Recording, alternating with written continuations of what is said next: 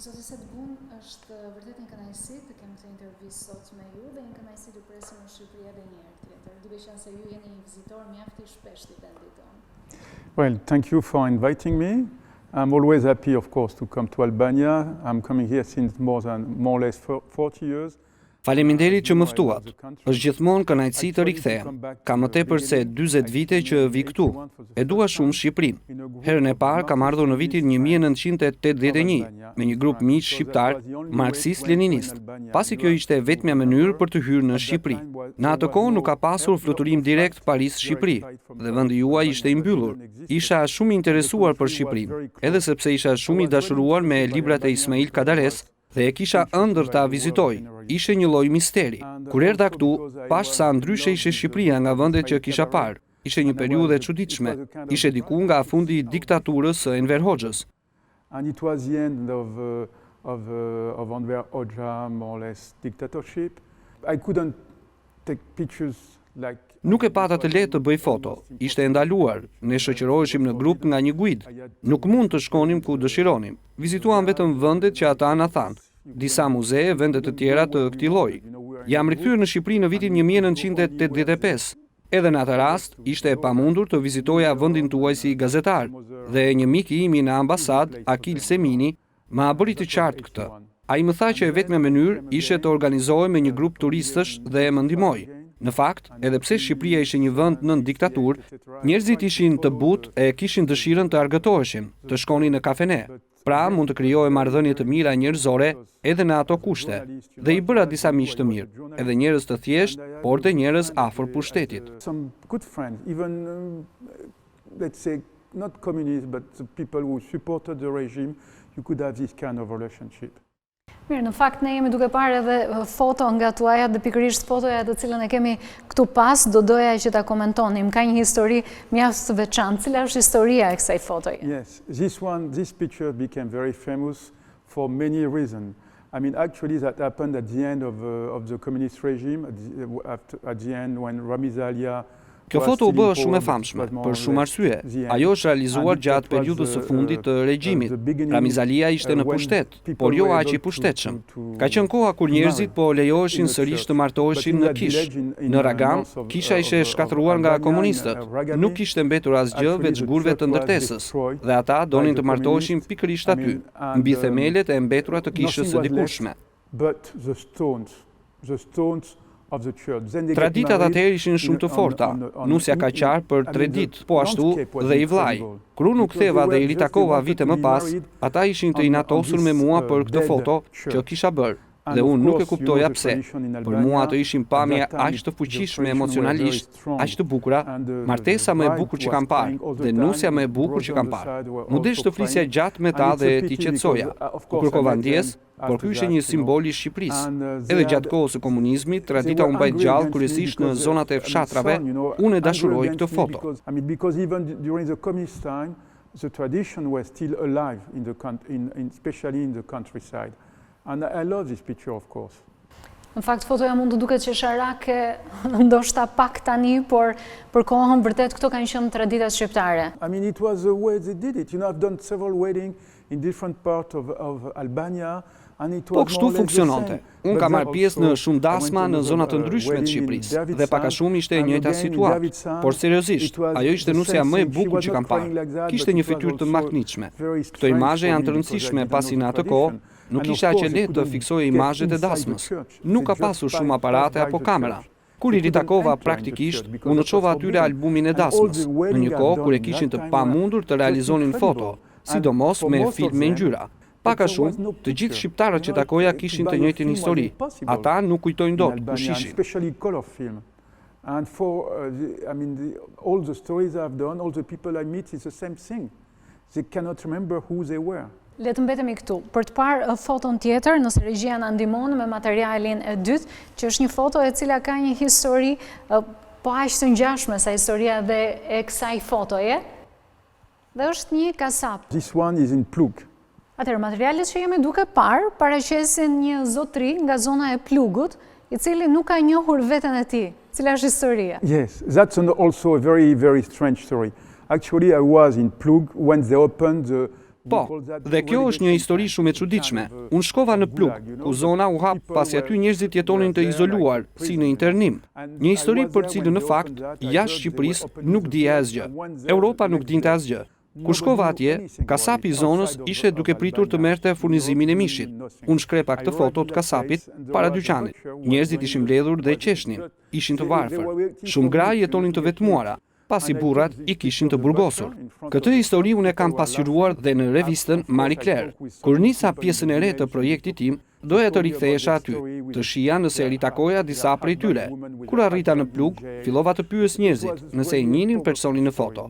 Disa më thanë që e njihnin dhe që tani nuk punonte më si kasap, por si taksist, dhe ma treguan në një kafe personin e fotos. I tregoj këtij zotërisë foton, ai e sheh më thotë, si jam unë, ndërkohë që 5-6 miq të tij thoshin që ishte ai në foto, por ai vazhdonte të mos e pranonte.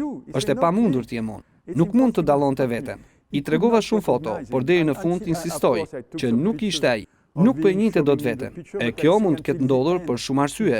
Ndoshta ai kishte kaluar një periudhë të vështirë. Ndoshta sepse as e kishte idenë se si mund të dukej në foto dikur, pasi e përsëris, që në atë kohë nuk ishte fotografi, aparate apo kamera. Deri në fund ai nuk e pranonte. Nuk ishte i sigurt që ishte vetë në atë foto. Then until the end, I think he doesn't accept it and he's not even sure to be on the picture. Po, dhe fotoja në fakt e tregon, pra zotëria është kasapi i cili kur ka parë foton e tij nuk e ka njohur veten. Yeah, I mean it's a symbol of the old story of Po, Albania. është një simbol i historive të vjetra të Shqipërisë. Sot është e vështirë të pranosh çfarë ndodhte në atë kohë. Për shumë njerëz ishte shumë e vështirë. Më ka ndodhur të takoj njerëz me të cilët kam dashur të kujtoj ato kohë, por ishte shumë e vështirë. Më kujtohet që takova një burr nga Shkodra dhe doja të kujtoja kohën kur u takuam për herë të parë. Ai filloi të qante. Më tha që nuk donte të kujtonte asgjë pasi ditën kur ishte njohur me mua i kishin vjedhur biçikletën. Largohu, nuk dua të flas. Për të ka qenë çaste të fuqishme dhe unë i kuptoj. Ndaj, këto histori janë kaq interesante. Nuk është vetëm prej Shqipërisë, prej diktaturës. Janë histori për novela. Histori njerëzore, janë shumë të forta. Albania it's not only dictatorship, it's also something for a novel, you know. It's human beings behind it, you know. It's very powerful. Unë nuk e di se çfarë ndjesie mund të jetë që të shohësh vetëm në fotografi dhe të mos e njohësh, duhet jetë vërtet një ndjesi shumë e çuditshme. Ndërkohë, zoti Setbun ju riktheni sërish në Shqipëri. Cila është arsyeja e vizitës së kësaj here apo projekti i radhës për të cilin ju riktheni në vendin tonë? Yes, Albania it's a never-ending story for me. Shqipëria është një histori pa fund për mua. 2-3 vitet e fundit jam kthyer të ritakoj njerëz pasi kam një projekt të madh për mua. Një libër me 80 histori me këta njerëz dhe puna nuk ishte mbaruar. Ndaj doja të rikthehesha që ta mbaroja këtë projekt në mënyrë që të publikoja librin. Ka dhe një histori tjetër të çuditshme. Unë isha në Shëngjin, kur nisi eksodi i shqiptarëve dhe sot ju jeni duke pritur refugjat afgan në vendin tuaj. Për mua kjo është diçka shumë interesante, të shoh se si ka ndryshuar historia. Unë po ashtu kam qenë prezent në Afganistan në dekadat e fundit. Ti shoh tani si ndërthuren këto histori. Për mua është shumë interesante. Në ditët në vijim unë do të vizitoj refugjatët afgan në Shëngjin. Po përpiqem t'i bëj këto gjëra bashkë, eksodin, jetën, është më tepër sa vetëm për Shqipërinë. And more or less, I want to put all that together about a story about exodus, about life, of human beings. It's more than Albania. Pra, cilat janë qytetet që ju do të vizitoni këtë herë në Shqipëri? Yes, now I'm going to Shëngjin. Because Shëngjin is the center of my story. Po, do shkoj në Shëngjin. Pasi është qendra e historisë që do të zhvilloj për Shqipërinë dhe Afganistanin. Është shumë e çuditshme, pasi nuk mund as ta imagjinoja që në një vend kaq të vogël sa Shqipëria të më ndërthureshin 3 nga historitë për cilat kam pasur më tepër interes. Unë kam mbuluar revolucionin iranian, kam takuar Khomeinin, kam ndjekur historinë e tij dhe të revolucionit. Kam bërë 3 libra për këtë, dhe në vendin tuaj strehohen një grup mujahedinësh. Tani keni pritur refugjat afgan, ndërsa po këtu unë kam parë dhe eksodin tuaj për të lënë vendin. Ndaj patjetër, duhet bëj diçka për këtë. Është simboli i historisë së 40 viteve të fundit. Small area, you have got the Iranian people, now you have the Afghan people coming in, and also I've seen the exodus from the Albanian people leaving the country. I mean, it's unbelievable. All that connected in the same place. I have to do something with that. It's a symbol of the history of the last 40 years.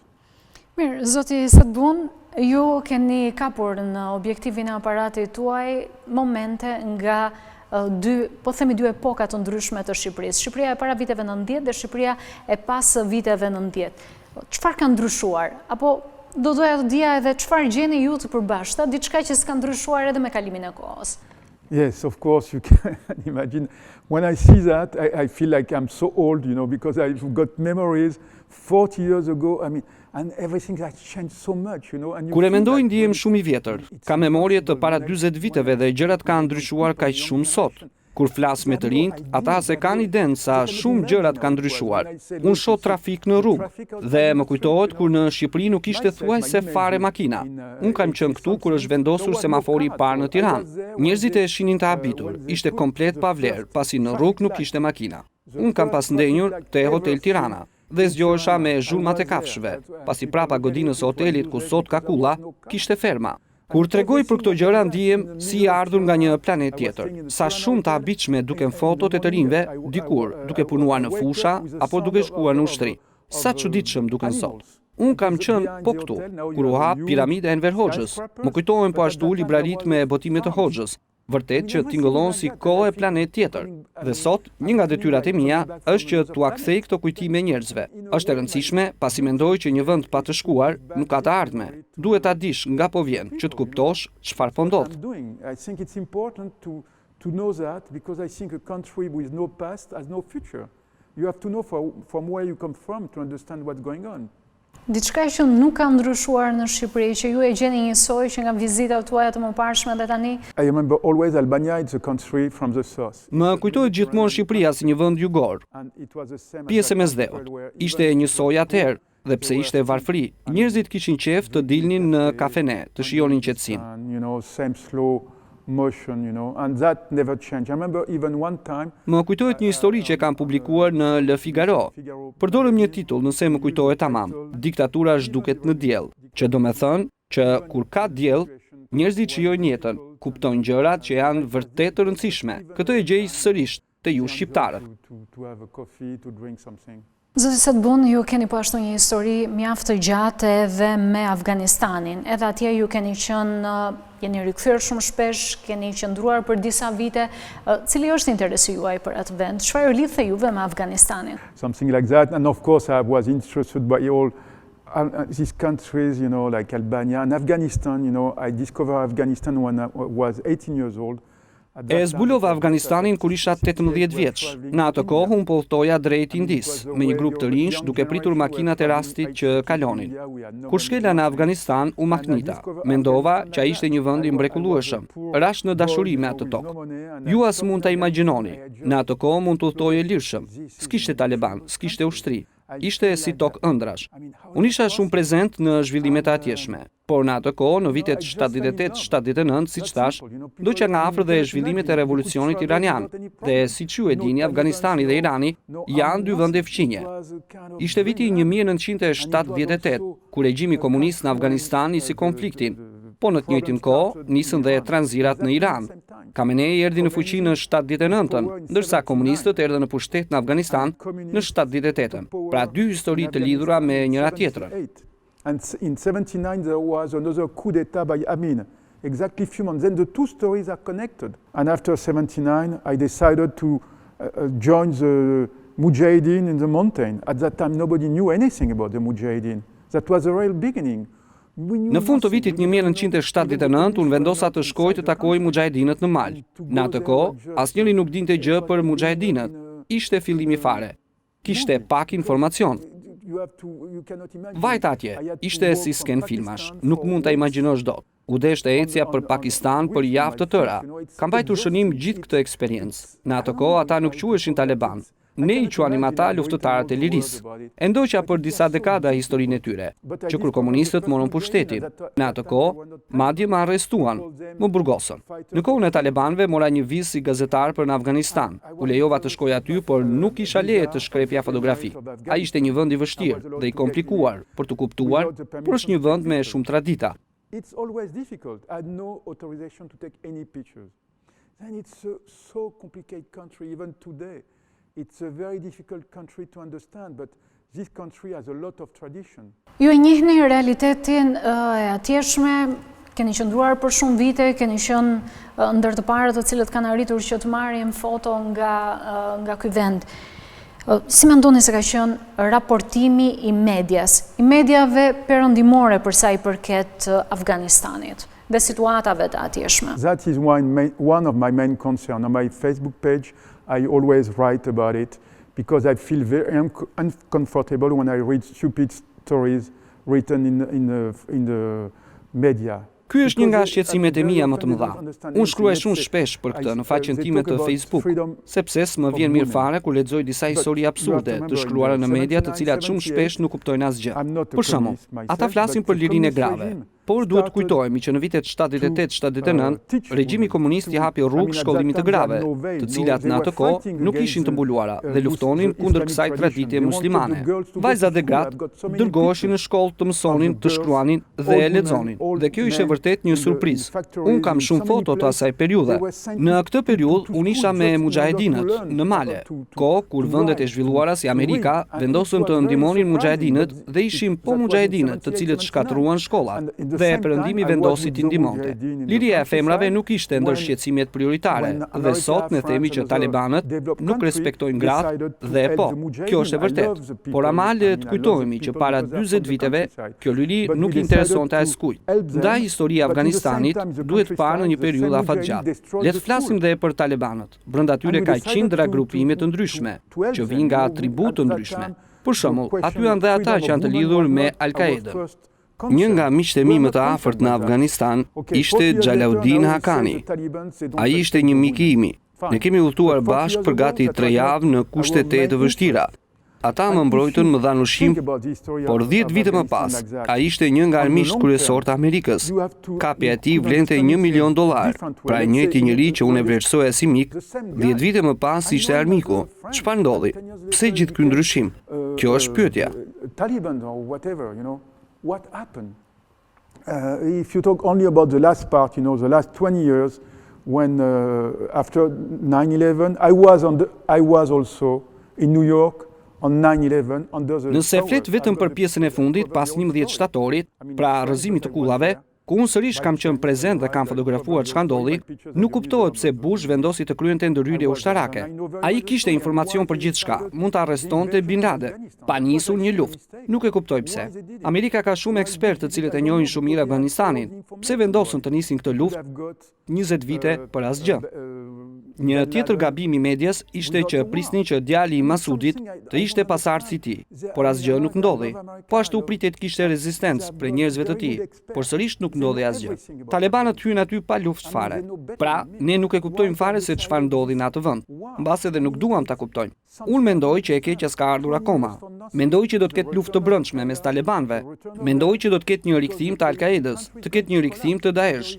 Vendi do të shkojnë në kolaps. Mungon ushqimi, mungojnë parat, mungon pushteti. E keqja do të vi. Uroj të jem gabim, por kanë shumë ankth për këtë gjë. And we will have some regrets of the Taliban because at least they have a kind of control over this country, And I'm afraid, I hope I'm wrong, but I'm very anxious about it, Pra, edhe një herë për të rikthyer, se nuk dua që të më kaloj kjo pjesë e pyetjes pa marrë një përgjigje të saktë. Raportimi i mediave perëndimore për Afganistanin, për talibanët, në sy tuaj si është? Pra, është ky Afganistani, janë këta talibanët që raportohet nga mediat perëndimore? I can tell you something. The Talibans today, they are the son of my friend of the 80s. Mund të them diçka. Talibanët e sotëm janë bijtë e miqve të mi të dikushëm të viteve 80. Janë pasardhësit e mujahedinëve, të njëjtit njerëz. Shumica e tyre janë pashtun, nga zonat jugore të vendit. Pashtunët dikur kanë pasur pushtetin në Afganistan prej shekujsh. Amerikanët kanë bërë një gabim shumë të madh pasi vendosën t'u japin pushtetin fisëve veriore taxhikëve, uzbekëve, por ky është gabim. Kjo nuk është pjesë e traditës. Dy grupet luftojnë me njëri tjetrin. Pra kur flitet për talibanët, gabohet me përcaktimin e tyre. Ata kanë në brëndësi qindra grupe. Siç po të thoja, e njeh shumë mirë Xhalaudin Hakanin. 4 nga bijtë e tij, që unë i njoh që fëmijë, janë ministra në qeverinë e re. Dhe emrin e njërit prej tyre, Seraxudin Hakani, ju do e dëgjoni shumë në të ardhmen. Ai është një luftëtar dhe është i lidhur me Al-Qaedën. Ata që njihni ju sot janë lider fetar, jo lider ushtarak. Duhet kuptuar që talibanët kanë disa deg. Edhe nëse marrin parasysh drejtues të tjerë politik, për shembull i biri i Haxhi Latifit, drejtues në Kandahar, ai është një nga bosët më të mëdhenj të tregut të opiumit. Të gjithë e din këtë. Po ashtu vllai i presidentit Karzai ka qenë ndër drejtuesit e këtij tregu. Madje edhe Karzai vet ka qenë i përfshirë. Pra të gjitha gjërat janë të lidhura, të komplikuara dhe intriguese. Pra situata do kuptuar si një e tërë. Different groups in the north and the south, and you have to understand. Në veri njerëzit flasin farsi, gjuhë iraniane, ndërsa në jug flasin pashtun. Po çfarë ndodhi në 20 vitet e fundit? Fise nga veriu shkuan refugjat në Pakistan. Ata u trajnuan në medrese në kufit të Pakistanit. Ata u kthyen në Afganistan sërish dhe u bën pjesë e talibanëve. Kjo është risi, pasi më parë talibanët përbëheshin vetëm nga pashtunët. Dhe për këtë gjë askush nuk flet, sepse nuk e kuptojnë. Mediat i bien shkurt. Flasin për talibanët që janë të këqij, që janë muslimanë. Flasin për të drejtat e grave, flasin për to si viktima, por nuk përmendin që edhe burrat janë viktima, që i gjithë vendi është viktimë. Not only the women are going to die, men also are going to die. Not only the women are victims, the men also are victims, you know. And it's important, it's a whole country who is victim today of the situation, you know. Ishte vërtet një kënaqësi që të kisha këtë intervistë sot me ju dhe do doja shumë të di kur do të jeni sërish në Shqipëri. You know, I always come back to Albania. Unë kthehem gjithmonë në Shqipëri. Kur mendoj që kam mbaruar, ndjej që kam diçka atje për të bërë. Edhe sikur mos të vi unë, vijnë historitë e mua, si rasti afganëve që kanë ardhur në Shqipëri.